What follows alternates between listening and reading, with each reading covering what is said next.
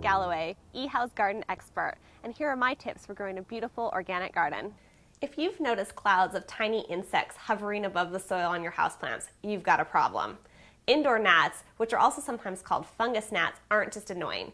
Their larvae feed on roots and stems, and they can be a serious problem if you have seedlings, small plants, or plants with succulent stems, like this cyclamen.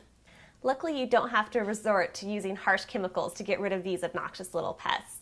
Here's what you need to control them organically: wine or apple cider vinegar, some sand, potting soil, and a little glass dish to pour the vinegar or the wine into. Preventing an infestation, step 1. Your first line of defense against fungus gnats is to choose healthy plants in the first place. When you're at the nursery looking at plants, don't be shy. Take off these foil wrappers. They can hide a lot of problems. Pull the pot out and check it over thoroughly for signs of insects and disease. Peer in under the stems. Insects like to hide out on the undersides of leaves, so that's a good place to look for them. You should always isolate new plants from your healthy house plants. That way, if any little hitchhikers have hitched a ride home on your new plant, you're not going to infect all of your other house plants. So isolate them from your healthy plants for 2 weeks. If you haven't noticed any insect or disease problems after that time period, then you're in the clear and you can move your houseplant to its permanent location. Preventing an infestation, step 2. Fungus gnats thrive in a warm, moist environment. Allowing the soil to dry out between waterings kills gnat larvae and makes your plant less hospitable to adult gnats looking for a place to lay eggs. Ousting the bugs, step 1. If your plant does develop a fungus gnat problem, not to worry. The first thing you should do, though, is isolate the affected plant so the problem does not spread to your healthy plants. Ousting the bugs, step 2. Next, you can trap and drown adult gnats by pouring some apple cider vinegar or wine into a small bowl and placing it next to the plants. The gnats will be attracted to the fermenting smell, and they'll go over to investigate and then become trapped and drowned in the vinegar.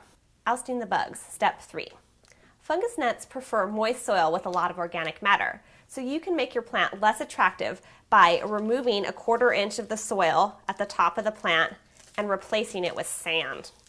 Now, I have some play sand right here, but they also sell decorative sand at nurseries, so if you're interested in decorative sand, they have them in blacks and reds and whites. You could also top your plant with that kind of sand too.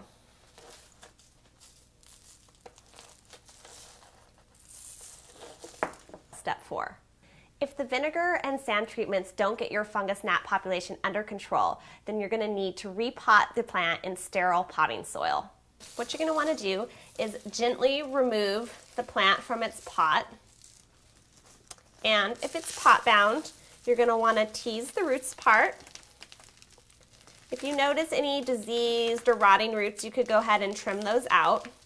And then you're going to want to try and shake as much of this extra soil off, because that's where the fungus gnats are going to be hanging out and hiding. So get as much of this soil off your plant as possible. And don't worry about hurting the roots. They're pretty darn hardy. Once you've got the roots fairly well free of the fungus gnat infested soil, then you're going to want to go ahead and repot in a fresh pot. Definitely make sure that the pot has a drainage hole. If it doesn't, you're going to cause a lot of problems for your plants. Next, you're going to take some pre-moistened potting soil. That's just potting soil that you've gotten wet already, and put some in the bottom of the pot.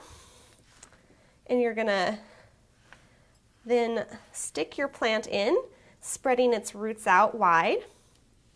And you're going to top that off with some additionally pre-moistened potting soil. Just go ahead and dab that around the roots. You're going to want to leave about 1/2 inch at the top so that you can water. And if you're especially nervous, since this plant has been affected by fungus gnats in the past, if you want to prevent that, you could go ahead and put a layer of sand on top right away. And that would, of course, make your plant much less attractive to the fungus gnats.